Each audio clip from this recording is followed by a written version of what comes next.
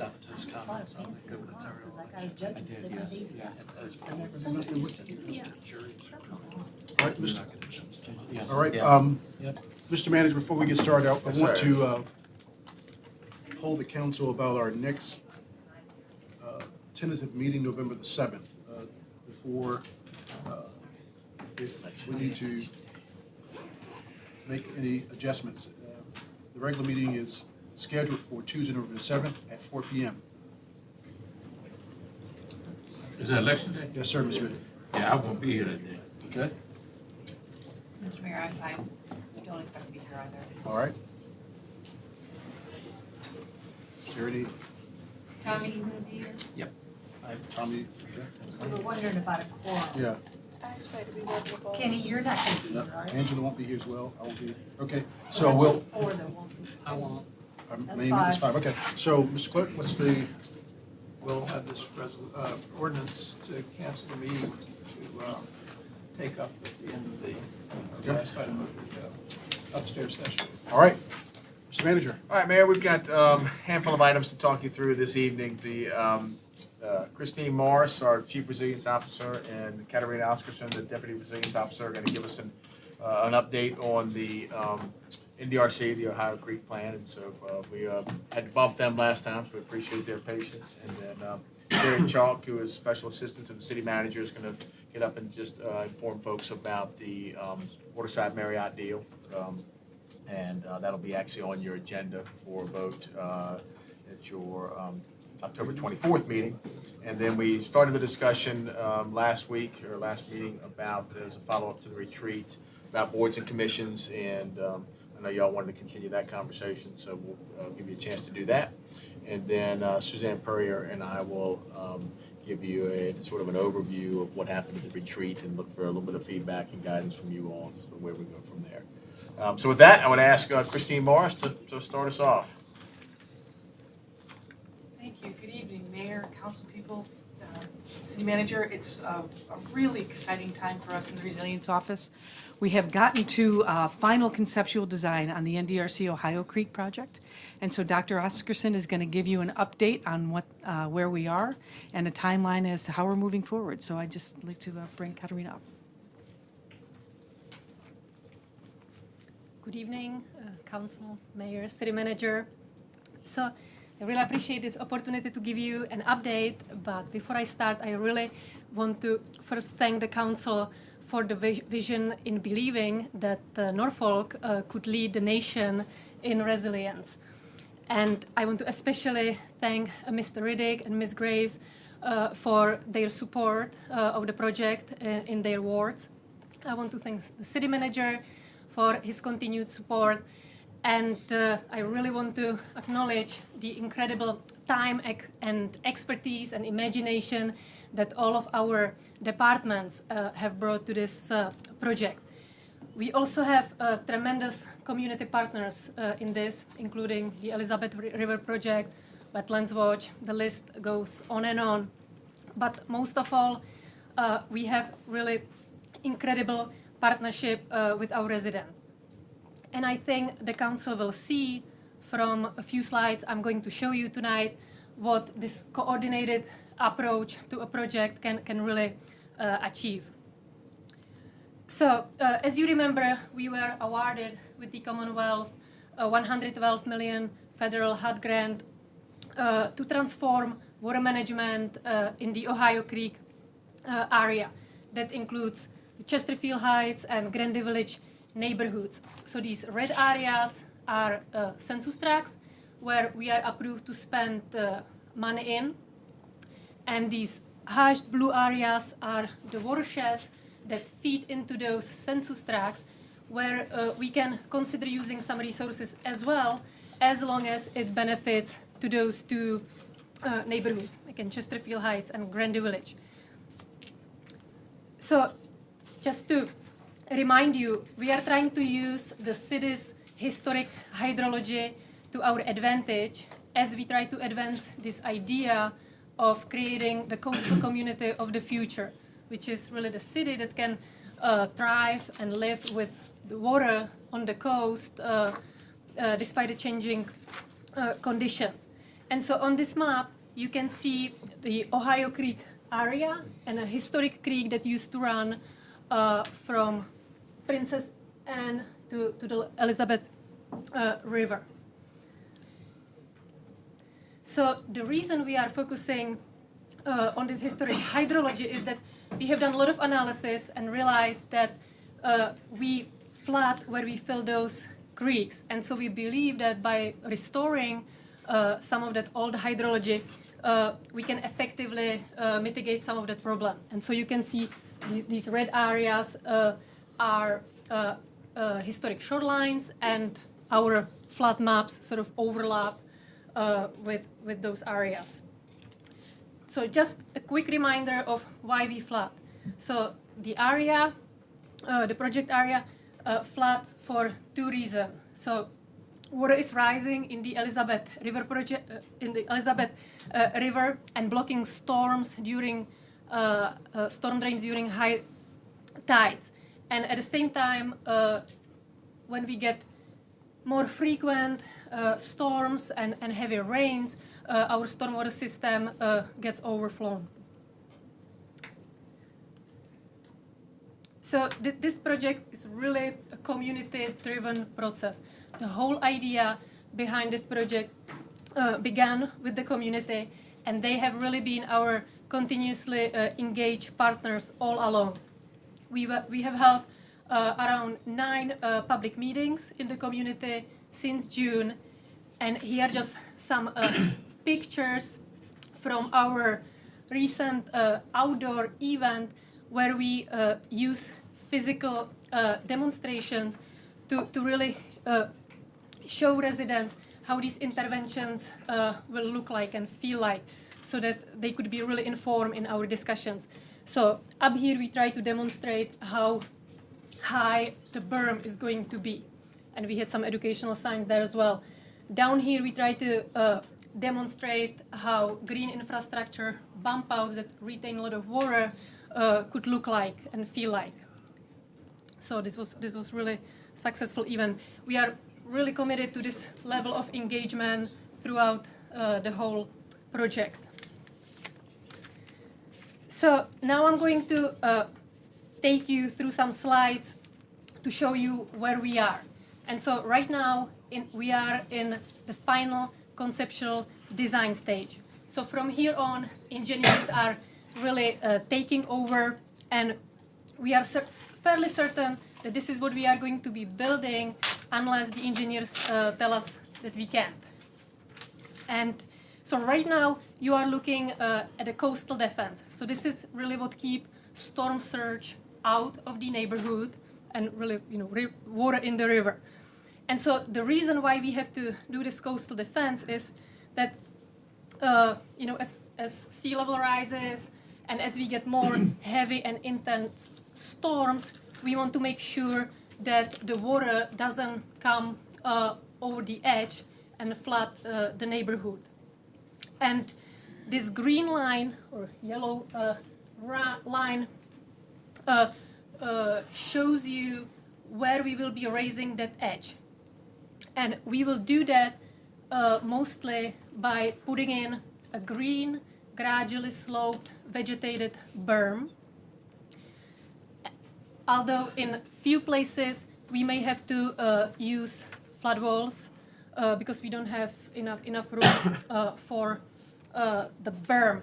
And the areas where we will be using flood walls include the Kimball Terrace, and there is a possibility that we may be using some flood walls on the western side right here, but we are not sure about it yet. So we are still working through that with our design team.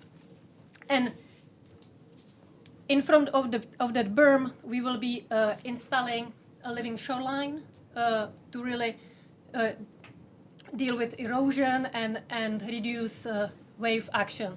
But again, the main takeaway here is that the coastal protection will be a nice green vegetated berm, sort of a bump in the ground. And here are just some pictures of precedents from other places. So On the left side, you can see, an example of living shoreline. Here is an example of a bermed area. This is how a flood wall could look like. And down here, you can see a sort of design sketch of a berm on Chesterfield Boulevard. So this is what residents are going to see from their porches. May I ask you a question? Sure. Now we see the two pedestrians walking. Yes. How far will that travel? How far they would travel The sidewalk? on the side. I mean, will it go as far as Harbor Park? Will it go as far as Waterside? No. So the berm alignment, I'll go from the other side. So the berm, so those two residents were walking right here on Okay. Chesterfield Boulevard. Okay. And that berm alignment ends right here, and this is I-264. And so there's no really good connectivity all the way to Harbor Park and that area. So now, down where you have the berm, who will end up owning that property? Will the property owner still own it? So the city will own the berm because we have to maintain it and sort of ensure that. This is the Yeah. property in Chesterfield Heights Yeah. that runs along the Right. river that you're familiar with it. That, Yeah. They've been talking about this for 10 years. That's at least. Yeah. And right. so the problem, by taking so long, the erosion has just increased dramatically. When 10 years ago, they could have gone to the property owners and asked for a right of entry. It became very political because instead of the city going to the property owner and say, would you give us the right of entry for us to correct whatever needs to be corrected, they didn't. And so, and I don't know whether the entire community is embracing this. I see the need for it, but my concern is that when this is all completed, that if the person who lives at a particular address on Chesterfield Boulevard, that they own the property adjacent to, because Chesterfield Boulevard is a street, and then the property went all the way to the water. And there were just so many different scenarios. At one time, it was the property owners. And then they came back and told the property owner, said, well, no, there is a corporation that owns this, So the property owners hired a lawyer. And so this particular lawyer took their money and got no results, This is all correct. And the lawyer's name is Scott Carnes. Okay. And that it progressed to the point of Scott being appointed as a receiver for Right. the defunct corporation, and so that this title could be cleared up. And it was never closed because the neighbors, the affected property owners, have not ever been made comfortable, so that this work is ongoing and needs to be completed. And so the title could be placed in the property owners through the receiver, and that our work could be there pursuant to an easement. And so that this could and should end up with everybody happy, but there's been a level of distrust, and there is a need for this to be worked through, so that all the issues that you identified are still needing to be completed. Andrea? So you said there have been 9 community meetings since the summer. Yes. So have we've reached out to all of these folks and asked their input. Absolutely, and we are working with the Civic League and with residents who live on Chesterfield Boulevard. We are working with the receiver, and we are working on a public easement that would allow us to maintain the berm, basically construct it and maintain it.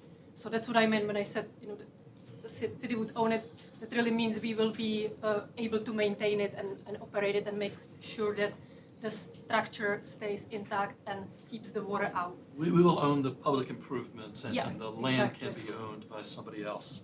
It's- And I don't know the history like you do, Mr. Riddick, but it seems like this would be an improvement to their property values? Well, it's a little bit more deeper than that. Okay. As I said, had this been done 10 years ago, then it would be much more shoreline for the property owners to enjoy in terms of the frontage of their homes. And, you know, I just wonder sometimes, you know, why things occur, you know, the way that they do. Now, down at the other end where Grandy Village is, Yep. did HRT make an investment down there, maybe $25,000? My understanding was that they mitigated some of the wetland Wetlands, restoration as a part of the light Right. rail. So Right. yes, there's Okay. good mitigation Just a there part of light rail. as part of the light rail Okay. construction. Yeah. Well, I'm glad we got the $120 million grant to move ahead, you know, for this Yes. now, at least. It needs to be. Right. Can't get the 10 years back. Can't get the 10 years back. And somebody who lives in a similarly very flood-prone zone, I wish we had that $120 million short.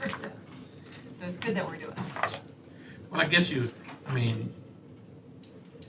can say that, but it's a lot deeper than just, you know, just that.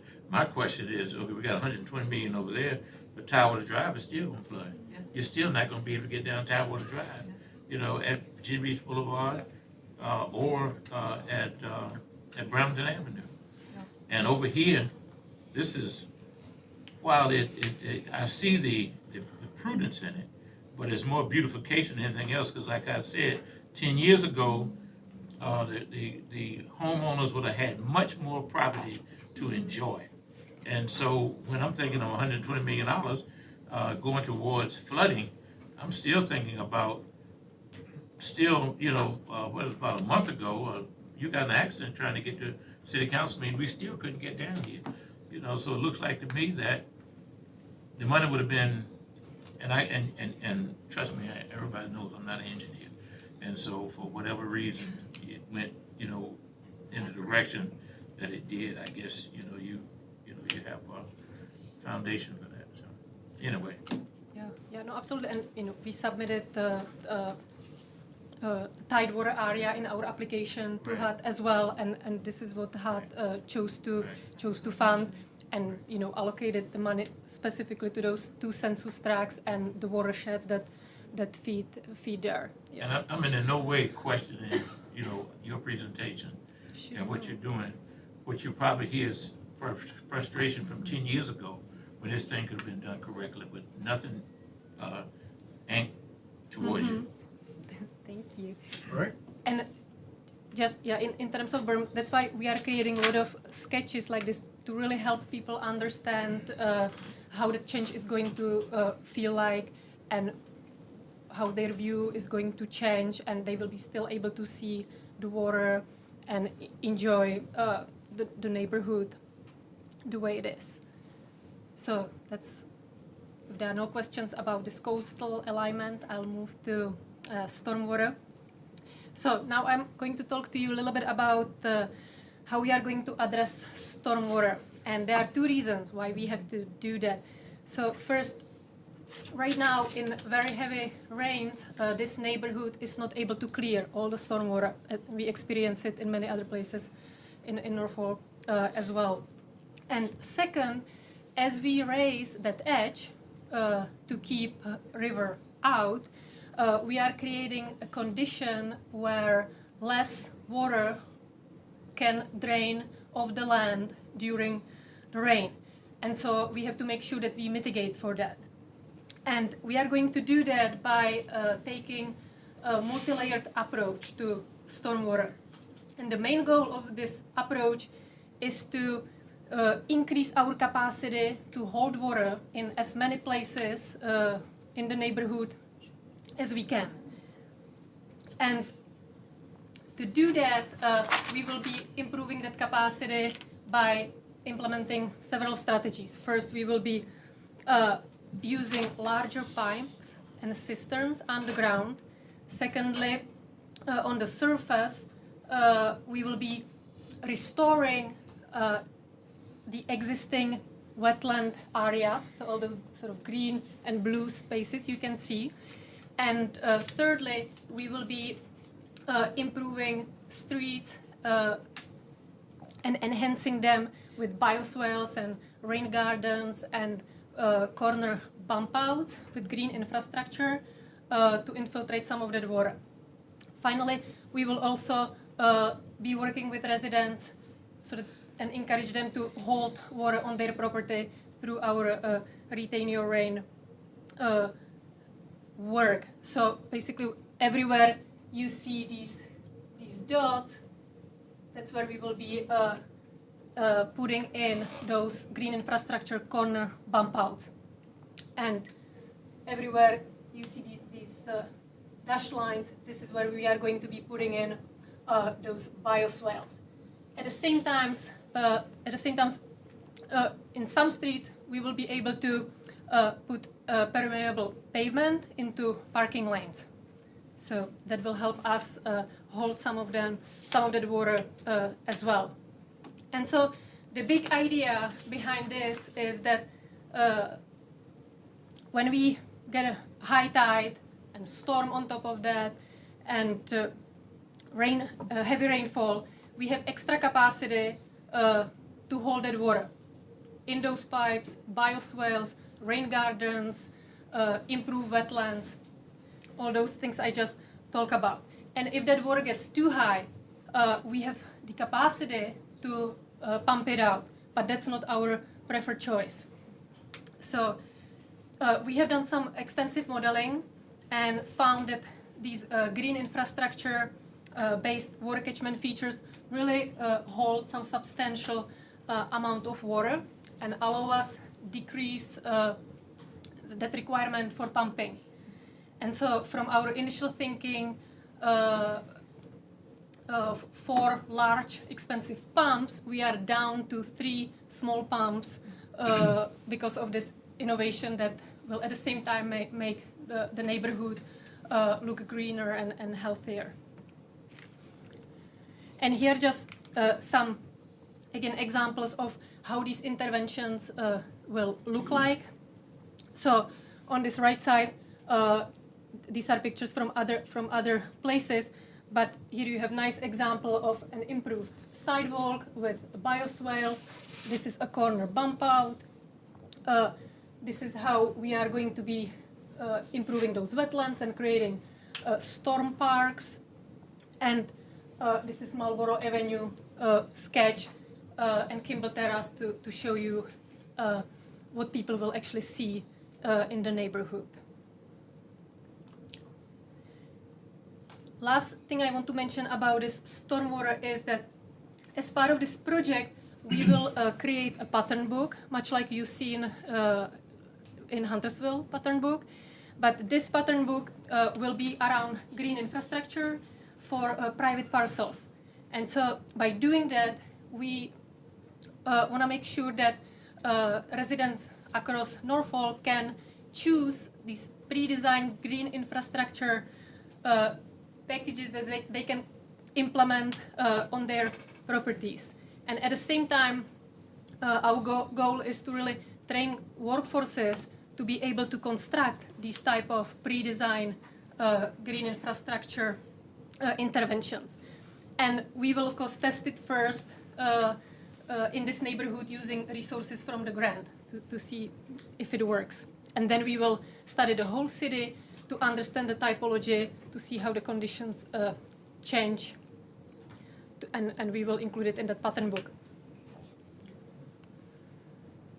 So, of course, resilient neighborhood is not only resilient from water, but it's also a healthy, strong, connected neighborhood of choice. And so we want to make sure that residents have easy access in and out of the neighborhood and can enjoy some new amenities that can make the neighborhood more desirable.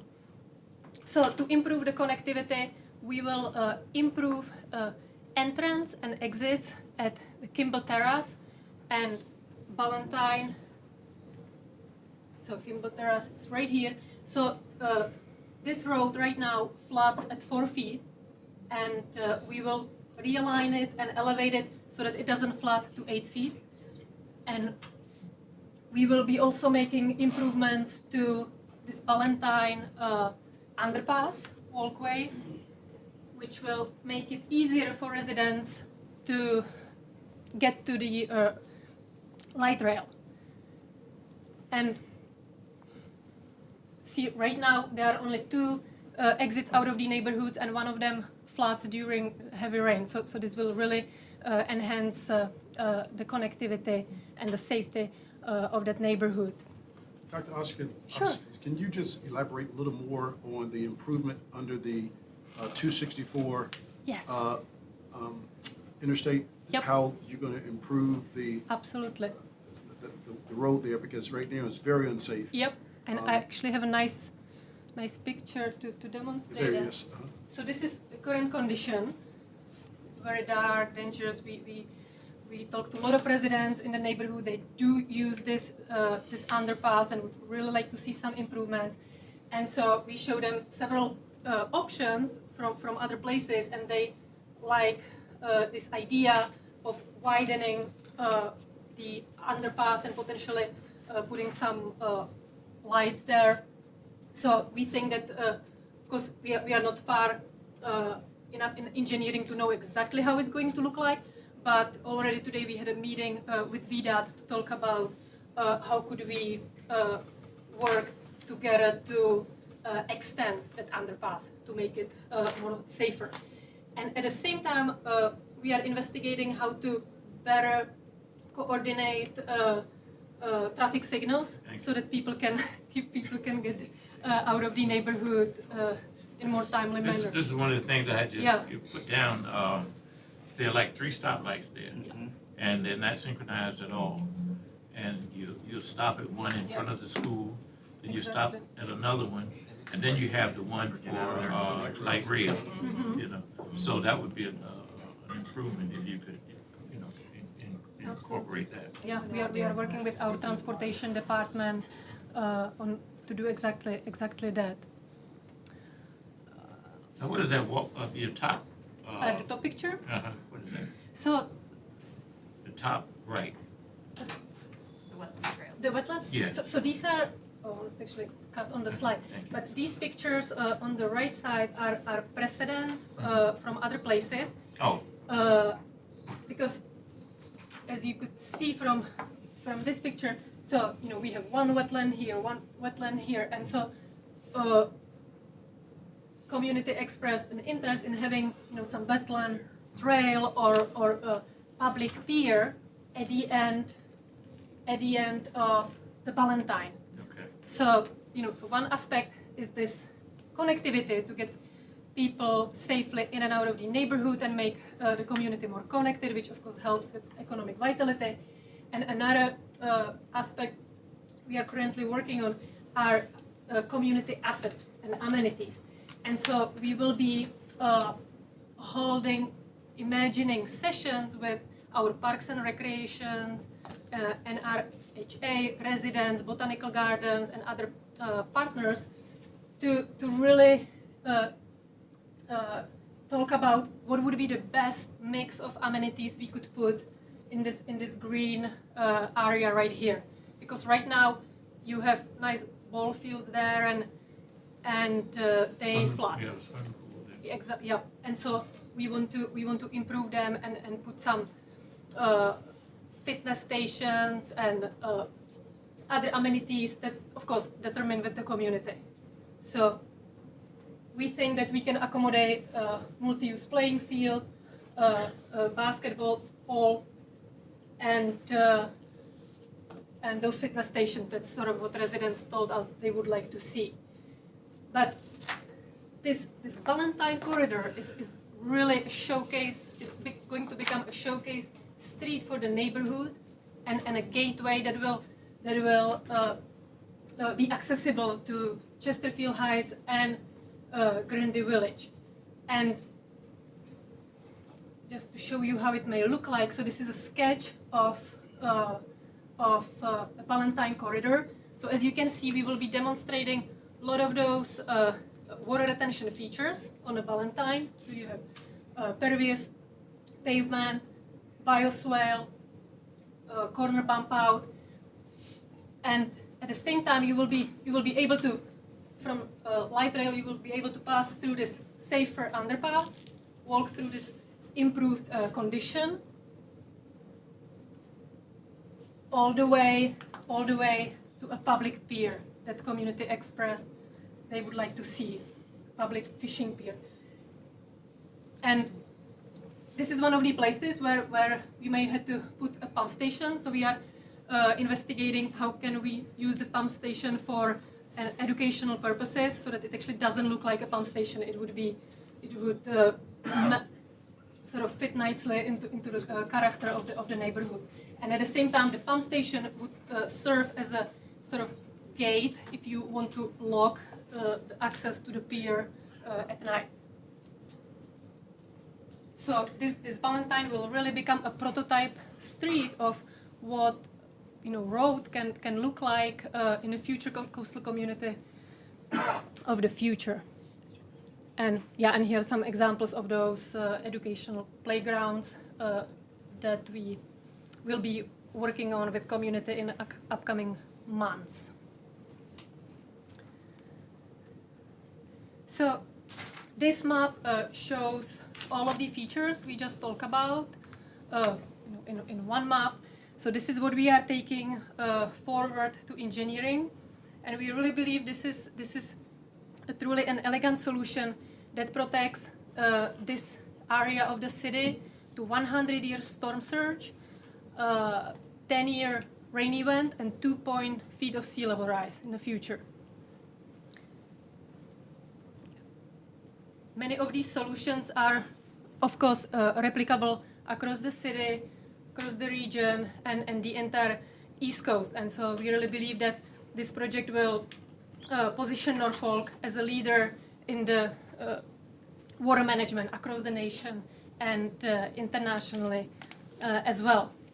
At the same time, this is really a tremendous opportunity for innovation. So we look at this as a laboratory for universities. And so we are working with Old Dominion University, Norfolk State University, Rice Coastal Laboratory to create some experimental spaces and collect data and really drive innovation around these solutions.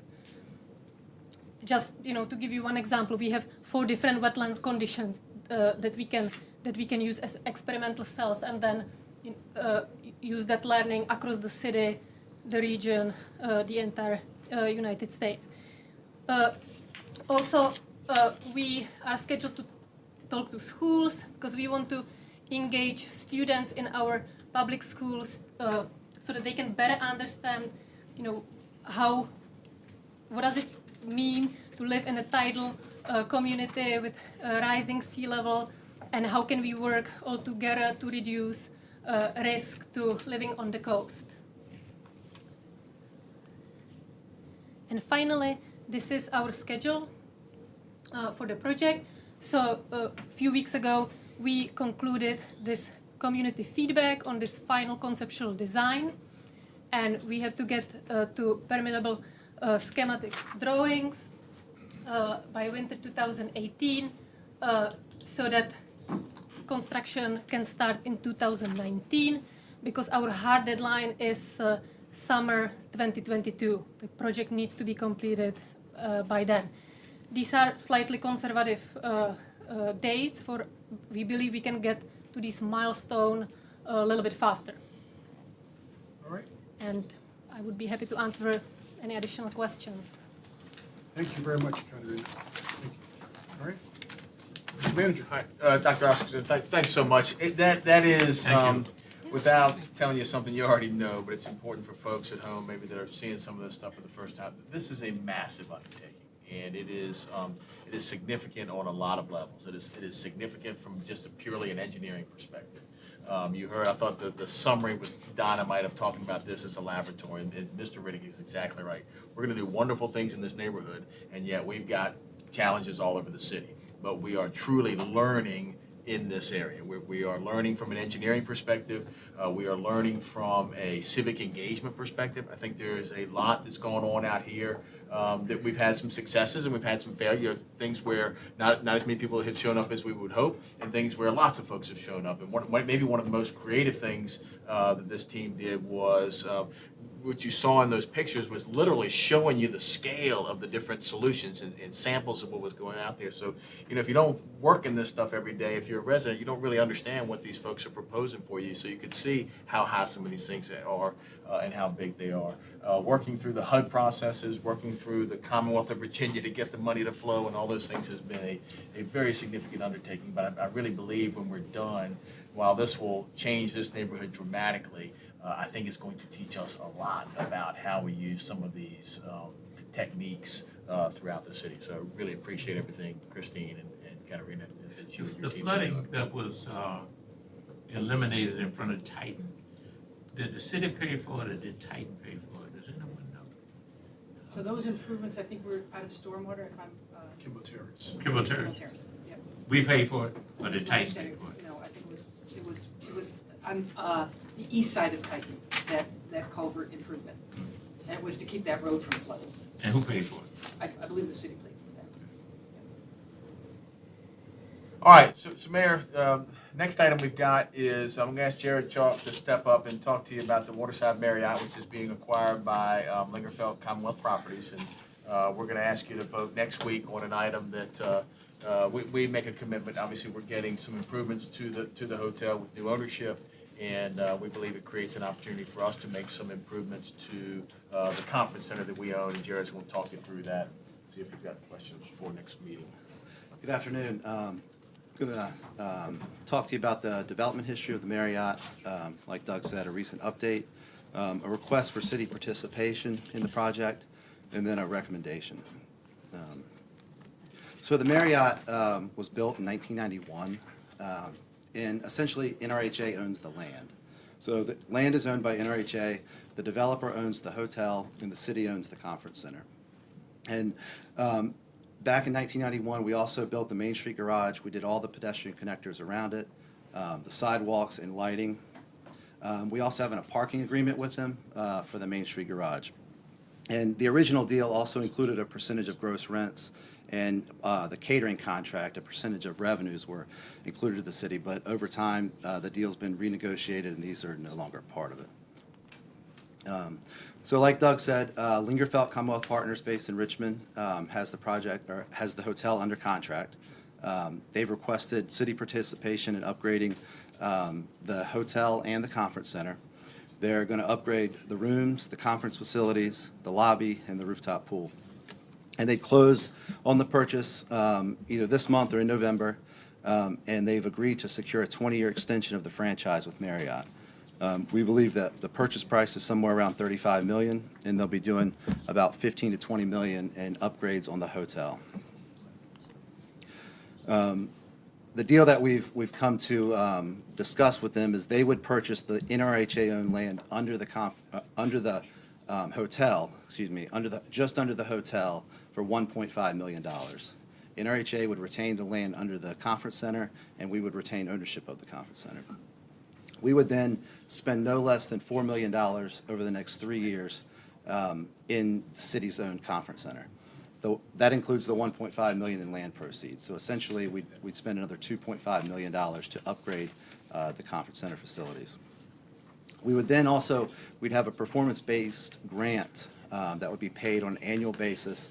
And the next slide, I'll get into a little more detail on how this will be calculated. But essentially, the first $600,000 in new revenue would come to the city, and anything above that $600,000 would then be paid to the developer. The maximum annual grant payment would be $600,000, and there'd be a maximum total grant of $3 million, and it should be a 10-year term commencing in 2019. So if you look at this table here, this kind of gives you an overview of what the grant payment could look like. This line's the base year, which is 2017. 2018, we're assuming that would be a year of construction. And then this assumes that there'd be $1.2 million in additional revenue coming to the city every year. So the green would be the first $600,000 that would come to the city. And the orange would be the amount of the grant that would be paid back to the developer. So this is all new money. The city gets the upside, and we always maintain what we're currently getting in 2017. So after 2017 calendar year, we'll know our base, and then anything above that would be new money to the city in terms of revenue or a grant payment back to the developer. So our recommendation is to move forward with this proposal. Lingerfeld would secure the Marriott for another 20 years. They would do 15 to 20 million in renovations. It's a great project. Really upgrade the hotel. The land under the hotel would be transferred to Lingerfeld for $1.5 million. And then NRHA would provide a performance-based grant to the developer for everything in excess of the $600,000 over the base year 2017. And then we do the $4 million over the next 3 years for the conference center. When will we start getting money? When will we start realizing the worth of this investment? 2019. So you close on the land quickly, so you get the $1.5 million of the land sale at closing. And then in terms of new revenues generated by their improvements, you probably. It'll be about a year of construction, we believe. So good. Go ahead, Adria. So what happens if we do nothing? If we do nothing, Probably lose the flag. That's not yeah, the key. Well, I just want people to understand the risk we have is we lose potentially the Marriott flag and the conference center continues to decline. Right, so what you've got is a property that is, the current owners haven't spent the money to make the improvements. And if you stay on that path, there is a risk that you ultimately lose the Marriott flag. And so part of what we think you get out of this transaction is that monies generated by the transaction are paying for our improvements in our conference center. So we own the conference center, and that's where we've got to spend that money at some point anyway. The improvements that the hotel makes get matched by the conference center. And if this is a home run, then the new owner and the city get to share in that. But we get our money first, and I think that's a really important. So we've mitigated our risk. Correct. yeah, essentially this Long provides. way of saying we've mitigated our risk. All right, Dr. Whibley. Oh, I just was saying, so often with these deals, the headline is cities dumping this amount of money into the Marriott. And I just hope that we can do whatever we can to get the message out. No new money here. This is our property that we're improving, that we're obligated to do anyway. And, I don't know how you hone that in. I mean, we've tried for a long time, but invariably, it always comes back as we're giving away money. And so, would you repeat what you said again about no new? Yeah, I mean, essentially this deal provides a revenue stream to pay for our conference center upgrades. So we get the first $4 million to upgrade the conference center, and there's no new money. And if we don't, And there's we no don't do new it- money. No, it's all new money. It's all new Yeah, money. right, but Yeah. you know what I mean, it's all Yes. new money. And if we don't, there's some risks, and there's no plan right now to upgrade the hotel other than. I'd like to just say anecdotally, I mean, my husband has conferences here in town. He brings in hundreds of people. They use all the hotels down there, but they have people who would check out of the Marriott because right now, the quality of the product there, unfortunately, is just not that great. And it's great that we're bringing more people downtown for our big conferences, but we need to make sure that the quality of all the hotels is upgraded. And it seems like we've got interest from folks. And I also like to point out that this wasn't the first crack at this, and I appreciate the manager for saying, hey, listen, this wasn't a good deal when they originally presented it, and let's take another bite of the apple, and that we're not so anxious to do a deal that we're willing to go ahead and negotiate. This is a much better deal the second time around, so thank you. All right, Jerry. Jerry, thank you. Well done. So at our last meeting, we had some conversations about boards and commissions, and so wanted to give Councilman Smeagol and Councilman McClellan a chance to continue that conversation with you. Sure. So I've taken all of your lists and compiled them, but I'm still missing 2 council members' lists. So once I receive those, I'll be able to email out. It was pretty interesting to see what you guys chose. There was some common ones, like everybody wanted to be on the Chrysler Museum of Art board as the liaison for that. But there was some separation. Nobody chose the school board to be the liaison to the school board.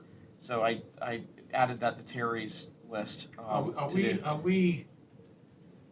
we actually, You're not attending the meetings. no, but overseeing, in essence, are we overseeing these boards? You're a liaison. All you're there is for the chair to communicate with. I'm not going to participate, because I think it's a poor idea. So you're not going to get one from me. It's an awful idea. Okay. Yes, Terry? Martin and I were talking about this before the meeting, and frankly, it was his thought that, which I thought was a great one, was that there may be some opportunities to combine some of these groups in addition to what has been proposed. And perhaps by having us be liaisons for similar types of committees and being connected with them, then maybe we could make some recommendations to either have them work together or have them work as one. So in establishing your links, if you could all think about that. And I did that. So Well, you're way ahead yeah. of me, then forget So that. it just made sense to do that, and particularly because there's a few, like there's the Hampton Roads disability, and then there's the disability Right. ours. So, having the same person Okay, good. on that So I helped. hope all So- of us that become liaisons kind of try to be thinking about that as a way for us to become more efficient and more effective. All right, so Ms. Johnson and Ms. Graves. I'm sorry, Tommy, wait a minute. And just, I think we do need guidance on the new commissions that were recommended, the Human Rights Commission, the Small Business, and the IT Commission. And I think there needs to be some direction from council if you support that. It seemed like there was. We just wanted to know because we need ordinance, I think, to establish Yeah, those. Yes, I think one of the things that we need to do when it comes to the IT and is to see what Steve DeBerry and his group are doing and what their needs are before we establish new commissions. I think that we need to do some more work to make sure that we get a full I'm going to understanding. speak before Andrew because we're going to be 180 degrees away here. But I really appreciated the work you've done. And I think this is a really crucial thing that City Council needs to be working toward. We have a lot of great citizens that are working on these boards and contributing, and we have not given them the time nor the attention they deserve. I also know that we have way too many committees, and it takes an inordinate amount of time from administration. So I love the idea of paring them down. I am loath to adding work.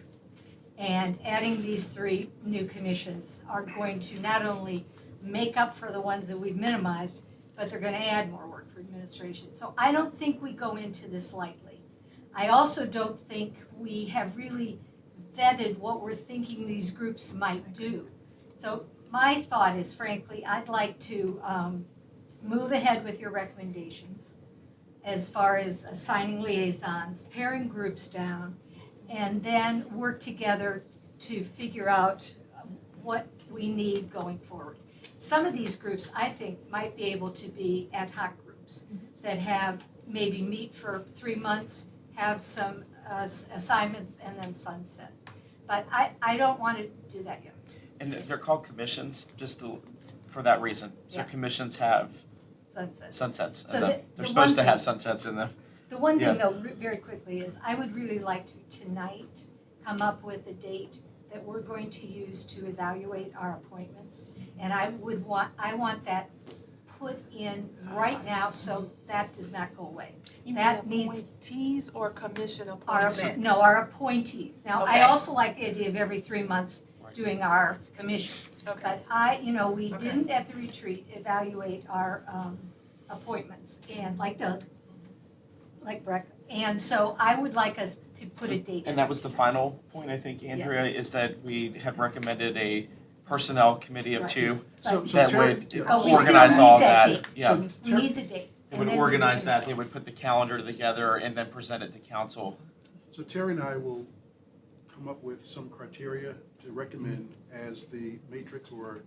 Are you the personnel We're the committee? personnel committee, Terry and I. All right, Ms. Good, Johnson, done. News to me? you can do that. I want to say thank you, Councilwoman McCollum and Councilman Smeagol, for your hard work on the boards and commissions. However, in my request to the manager and to this council and Mr. Mayor, it was never intended for it to get to the point where it is. I've been hounding Breck and Allen for months about boards and commission, while at the same time taking my time to learn exactly what these boards and commission, the purpose of boards and commissions, the process of how the boards and commissions work, how do we go about looking at our decision-making process, as well as something as little as how long we keep the applications on file, because those things are really crucial. I don't think, and this is of my opinion, that we're at the point where we should be assigning boards and commissions and liaisons to the boards and commissions. I think there's groundwork that has to be done that we've missed, and that we haven't had enough discussion about boards and commissions and what it really means, the relevance of these boards and commissions, to ensure that we get it right this time. And I'm very appreciative of the work that's done, but I don't believe that we're at this point where we're voting, where we're making assignments, that we have to make a decision on what board or commission we're going to be liaison. And learning from Breck and Allen, it's the process that I really wanted to focus on first before any assignments could be made with dealing with the governing body. So that is of my opinion. And I think that we need to have more discussion and we need to go back. Okay, Ms. Ray's hand, then I saw Adrian. You know, on the liaison thing, I will tell you I'm 50-50, truthfully. We have a lot of work to do. We do it, and most of us work. And so I'm 50-50 on it. I'll do it if that is what the majority of you agree to, that you want to do. But, you know, we have a lot to do anyway. So that taken into consideration, what I do think is, don't we have, who's our government affairs liaison now? Right now, it's Thelma Drake. Okay, and is she still doing transportation too? She is.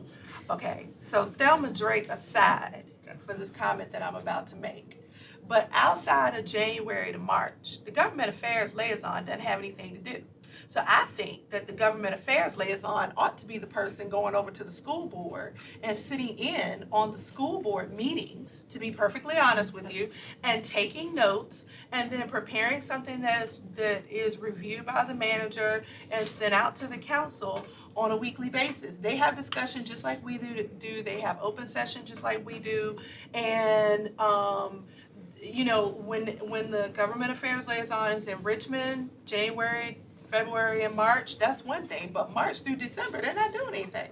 And we're paying them a whole bunch of money not to do anything 3/4 of the year. So they can go over every week to the school board meeting and take notes and then give us, so we can, if something goes on over there, so that we don't have to read about it in the newspaper, we can have a live body who can bring back that information to the council and keep us updated as to what the conversation is, what the needs are, you know, the things that may come up, and especially since we only meet with them 3 or 4 times a year. So that's my position on the school board liaison. I think it should be the government affairs liaison.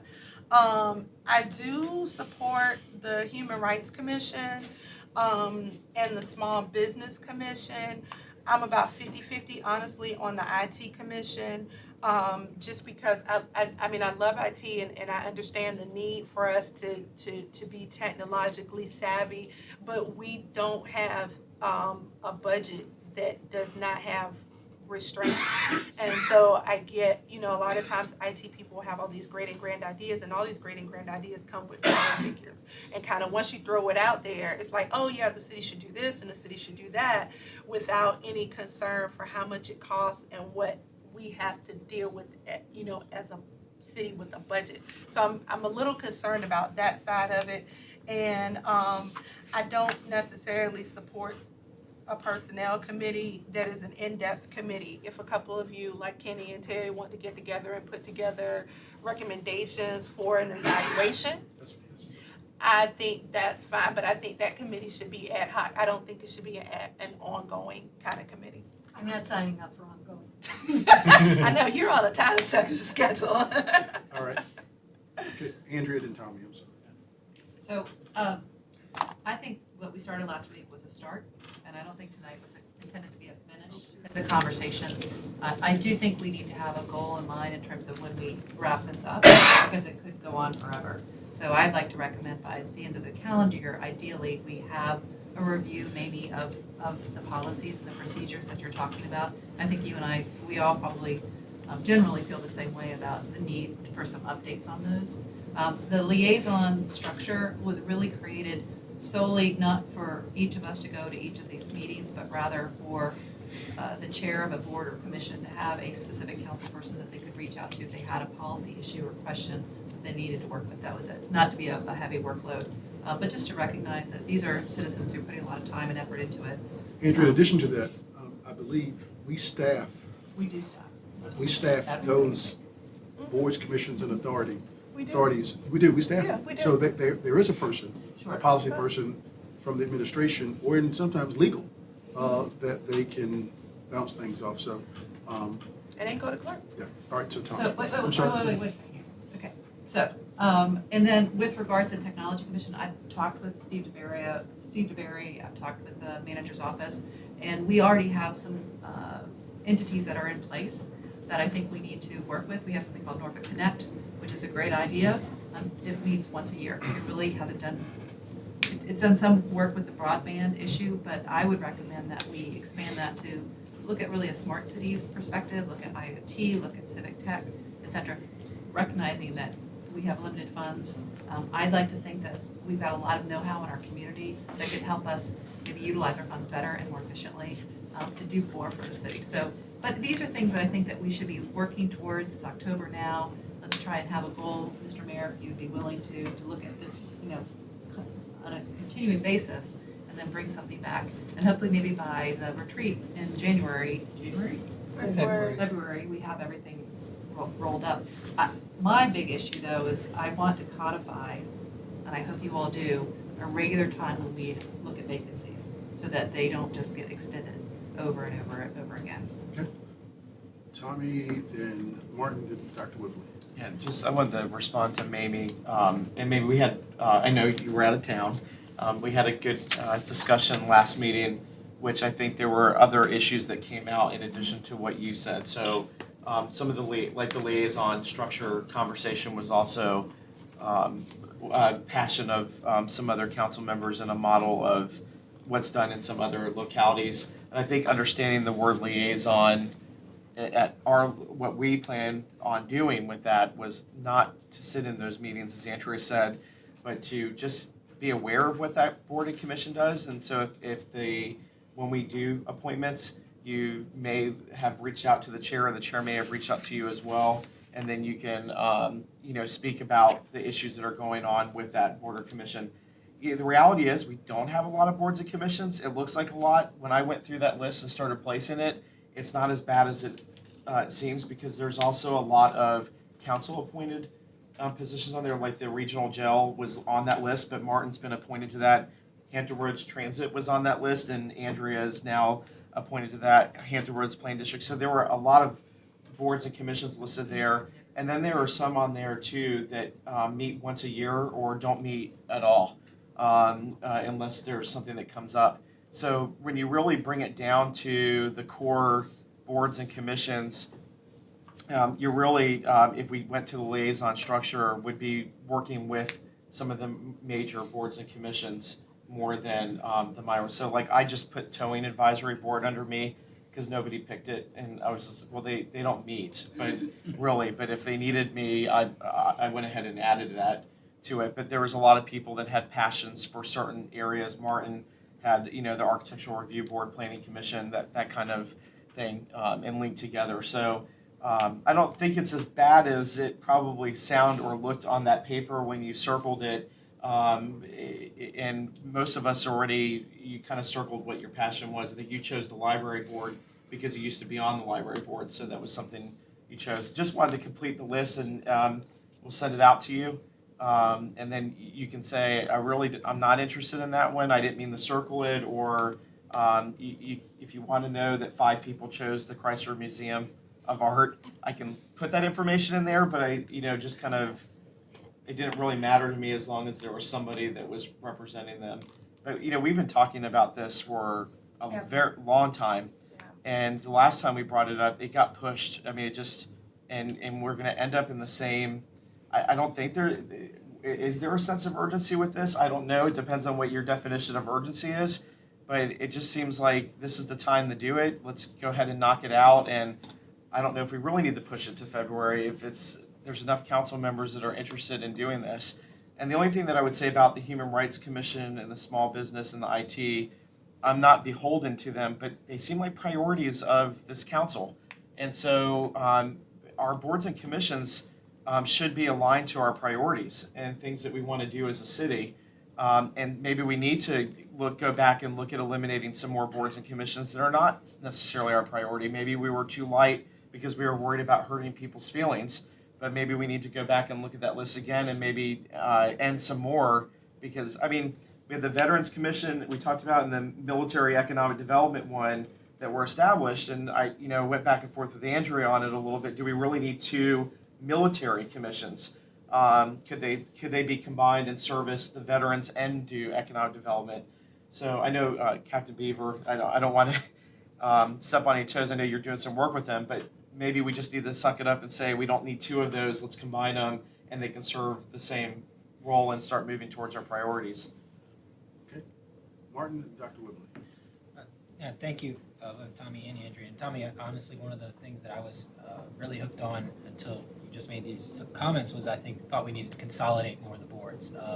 But it may very well be true what you're saying, and that is that there really aren't that many once you drill down to see how often they meet and what they need to do. The secondary reason I see for us to really have this liaison structure is many of the boards and commissions don't feel like they're getting anything done, don't feel like their message ever makes it up to this table. So I think it's important that we set this up for that reason as well. I'm looking towards the clerk's office to do some research and figure out maybe what some of the best practices are here and come back with some recommendations. I don't think it should just be Tommy and Andrea kind of shouldering all this. So if y'all could do the research over the next month and come back with some, hey, these are what we've researched and these are the best practices for boards and commissions and how they should operate and how they should report to us, whether it's the annual report or whether they come and speak to us once a year and how that's formulated. Maybe it's different for each board and commission.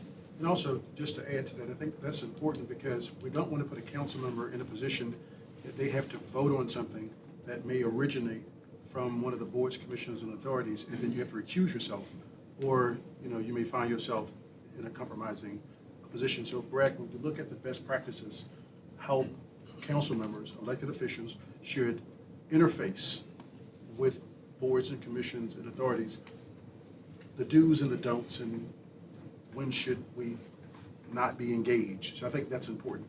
But I do understand that having a council member to be the liaison so that boards, commissions, and authorities feel value and that their ideas, their thoughts, make it to this table, but know when not to be part of that discussion because it will take you out of the, we don't want to make sure that we protect everybody at the table and also protect that board commission.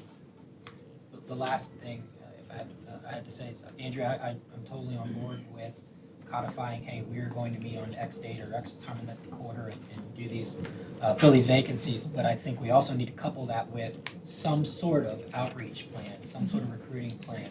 I mean, and again, I'm gonna put the pressure on the clerk's office.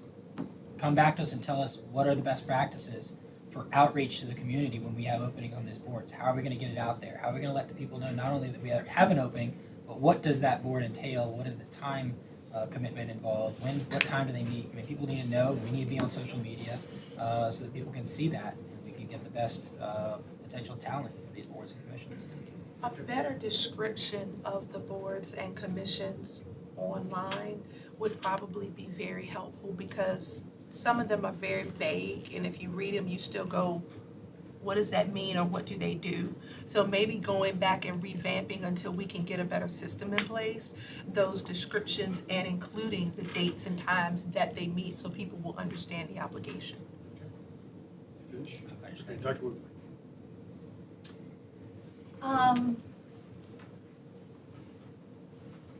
Tammy's right. We've talked about this for 8 years. And every issue that we're bringing up today has been brought up within those 8 years. This is not new news. And to push this off onto Brett now again, for him to give us information, I think this is our deal. And I think we've got a deal here. And I appreciate Mamie's comments, but I'm not hearing a time frame. I'm hearing, gosh, let's talk about it again. And so there we are. We're pushing it down. And then the next thing you know, it's going to be February, and it'll be a year, and we still haven't done anything.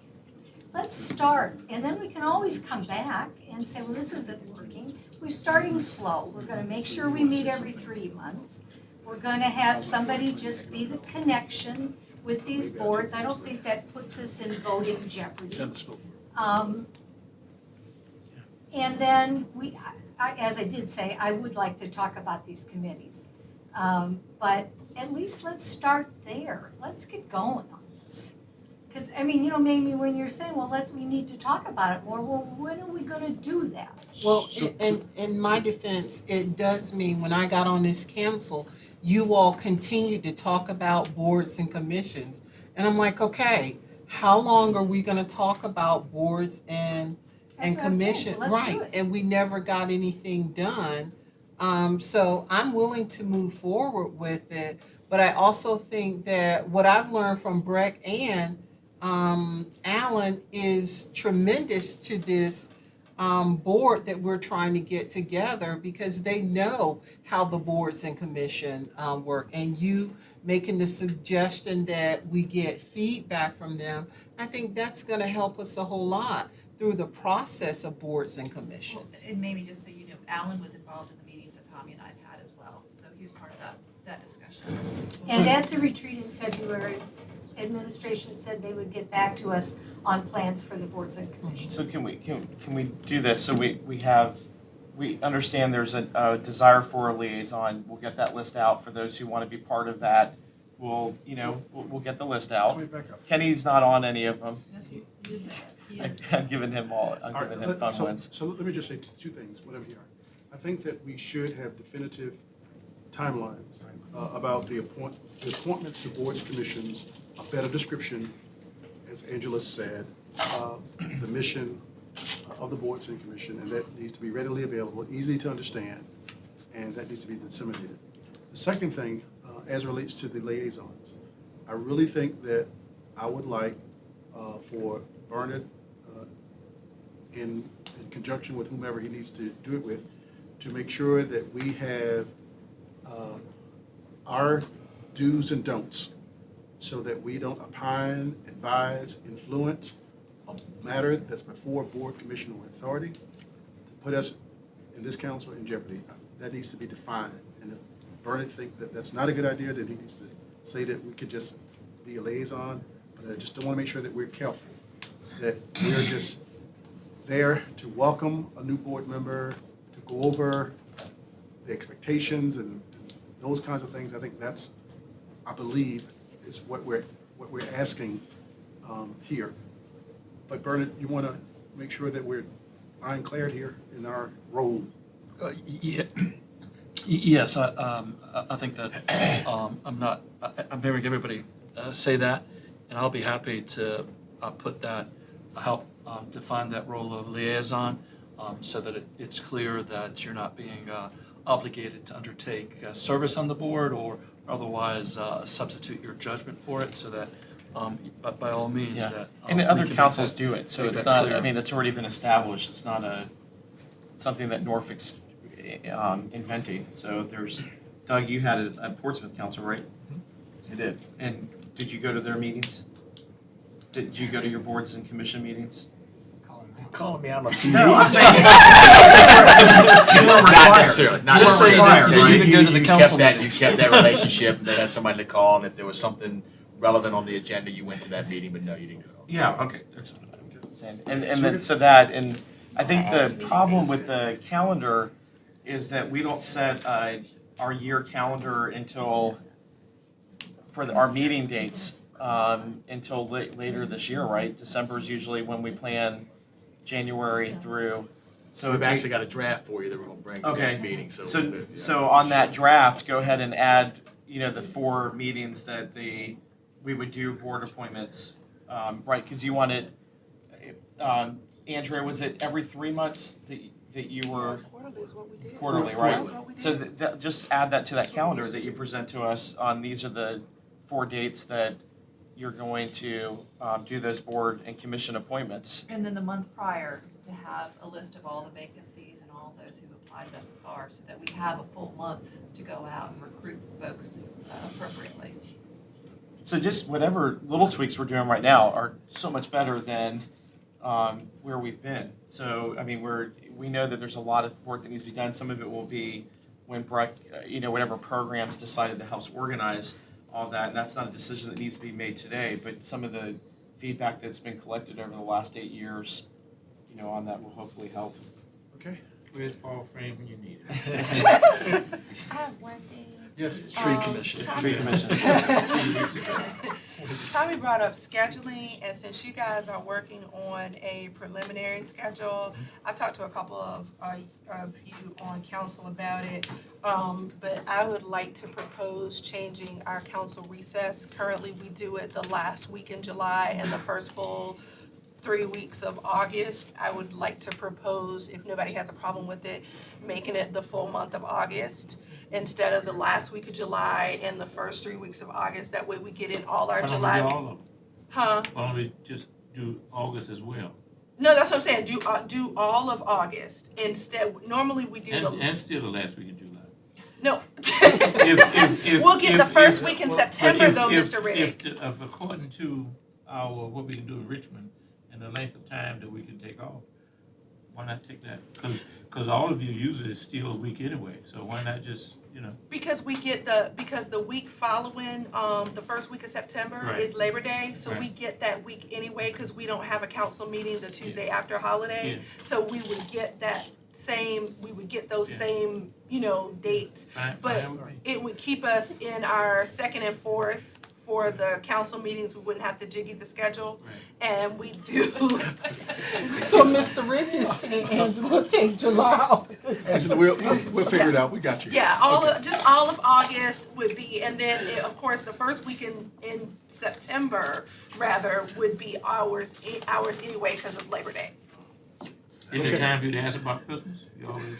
Oh yeah, thank you, Mr. Riddick. So since you all are doing the calendar, Christmas is on Tuesday the 25th, and we It's normally Monday. give a Monday the half. 25th. Monday. It's Monday. No, wait, my calendar says. It's Monday. It's wait a minute. I'm in 18. 18. Sorry, hold on. I'm in 18. All right, so it's Monday. All right, can we look for Friday off, maybe? So we're gonna bring you a draft calendar, and you all can edit it as you see fit.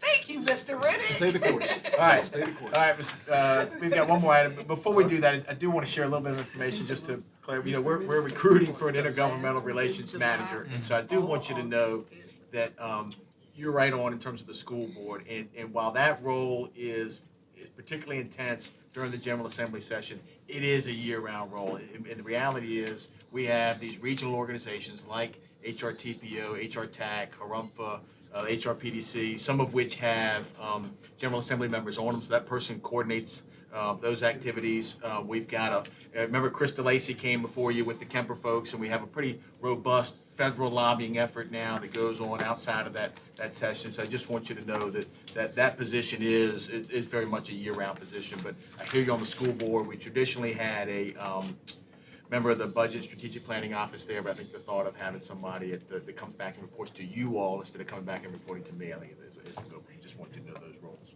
I want to talk for a couple minutes about your retreat, and I think we can do this in 10 minutes. Just, Doug, as you transition, yes, sir.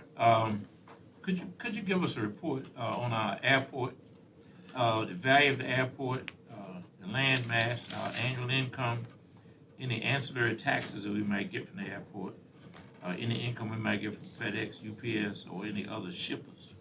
Okay. And I guess I wonder, I was looking at,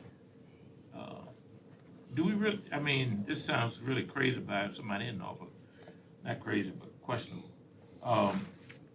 Is it time for us to give up the airport and go somewhere like Suffolk or Chesapeake, where we can have about 5 or 6 different roads coming into the airport, including North Carolina, and get larger planes in here and start doing more direct flights? That's just a question, and it's something that's probably 10 years. Sure. But it's time for us to look at the fact that. Mr. Riddick, the state of the airport is coming up. Okay. And It's on your issue. I'll get you, if you can't make it, Okay. I will get you the. It's coming up when, sometime. It's next week. I think it's the 18th. Okay. I was gonna put you as the liaison to the airport board. My minister's on this, so I'm not going. It's October 18th, Mr. Riddick. All right. Okay. Okay. All right. So We'll get you the report, Mr. Riddick. Okay, good. Get you the state. All right, we're literally going to take about 10 minutes and talk to you. You all got this report from the retreat, so want to get a chance to get some feedback from you. But Suzanne Purrier was your facilitator, so I'd ask her to come up for a minute and give you a little bit of a recap, and then I'm going to talk to you for a couple minutes about where we go from here in the next couple of weeks in between now and the next retreat. Suzanne, thank you for being here. Mr. Mayor, members of council, Mr. Manager, thank you. Thank you again to all of you for a really lively, interactive, and I think productive retreat. I think a couple of things, big things emerged from those day and a half together. One was that there was, while we still work on the 3 strategic priorities and organized our discussions around that, education, public safety, and housing, it became clear that the really large overarching goal for this council is strengthening neighborhoods. How do you grow the neighborhoods? How do you grow economic development? How do you grow the workforce? We spent time speaking about the fiscal transparency. We had some brief reports to help clarify everyone's thinking, but the city's fiscal state, particularly as it related to revenue and bonding issues. Finally, we spoke about civic engagement. That was really embedded through much of the conversations, a manifestation of which we just heard with the boards and commissions conversation. So I think finally there was discussion about the idea of One Norfolk, the brand and the vision of Norfolk being a really vibrant, inclusive, and creative waterfront community. I'm not sure that there was an adoption of a vision out of this retreat, but there was certainly a consensus that One Norfolk was important, even as you all spoke about the times when there was creative tension between the needs of One Norfolk and the needs of individual wards, specific needs of individual wards. So that is the nutshell report. Just a quick touch base with you all. Any other reflections, comments? You've had a couple weeks to digest some of the retreat. Anything that you wanted to talk about we didn't talk about? Anything that the manager and I need to know? Where's our artwork? Great question. So, unfortunately, Ed Trask lost his father between the time we had the retreat and the last couple of weeks. So he is actually committed to getting us that piece back by the 24th of October, so by your next meeting. So we'll bring that forward. Where have you picked a place for it to go? We have not. We think City Hall. So what I'd ask you to think about is where should it hang? And the places we're thinking are, should it go in here? Should it go down on the first floor? Should it go outside the chambers? But that's one of the questions we'd like for you all to think through when we bring that through. So give that. I think it should be in the hall with the portraits of all the mayors. All right. So, Kim, I'd ask you to pop the next slide up. So in terms of kind of where staff takes what happened, I'd ask you to kind of go through the report, and if you've got stuff that either isn't accurate or you want to add, or we'll certainly make those changes. But in terms of kind of where we go from here, the last time we kind of came out with the 3 themes, and so we themed our 3 priorities. So we themed our work sessions around those 3 each of the next 6 months. So we'll start structuring the 6-month calendar now. Heard you loud and clear of keeping it up at those strategic issues and balancing presentations and making those things, 3, 4, 5 slides, not 45 slides. This idea of the fiscal transparency, we're going to talk. Our thinking is we're calling them sort of budget vignettes. That at every one of your meetings, we're really trying to start the budget process earlier, and we've had Andrew and I've had some real specific conversations about retiree COLAs and things like. There's different issues like that are big and important, but need time, now rather than in the spring. And so we'll bring some of those things to you each meeting. We agreed that we do the field trips by ward. We'll do those on those off nights. Obviously, we canceled the one for November now. Code enforcement got a lot of conversations. So James Rogers is taking point on what that would look like and is pulling a group together. And right hooked in with that is this whole issue that Mr. Riddick talked a lot about, sort of beautification and what our gateways and neighborhoods and whatnot look like. So we'll bring that back to you in terms of some recommendations. Obviously, we got started on the revenue sharing agreement at our last meeting and in the conversation with the school board. And Catherine Whitesell has taken the point there.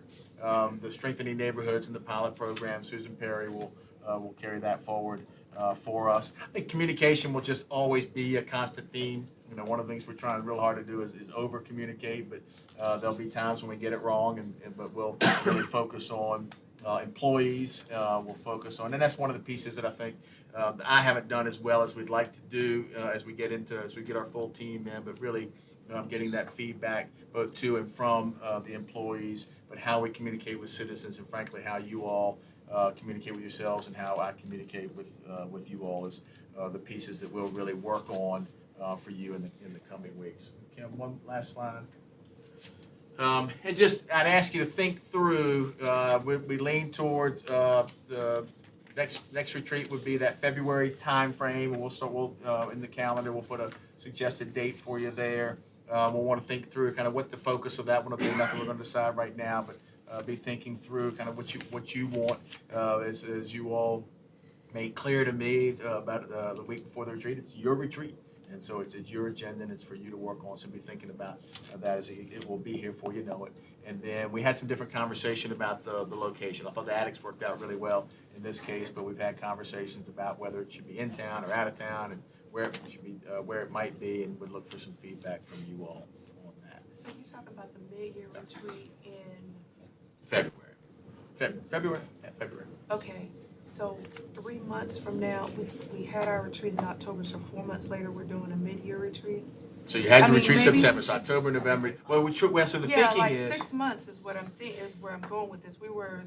So here's what I'm trying to do, and you can obviously push back on this, but trying to do February is getting you ahead of the budget process. So there's something substantive. But I'm on it. So if you push it to March, April, maybe it's better to push. I don't know. I think September and February work. But if you push it to March, April, you're in the middle of the budget cycle as opposed to ahead of it. Okay. And I think we should do our September retreat. We should move it as part of our vacation period. I mean, in August, it should be.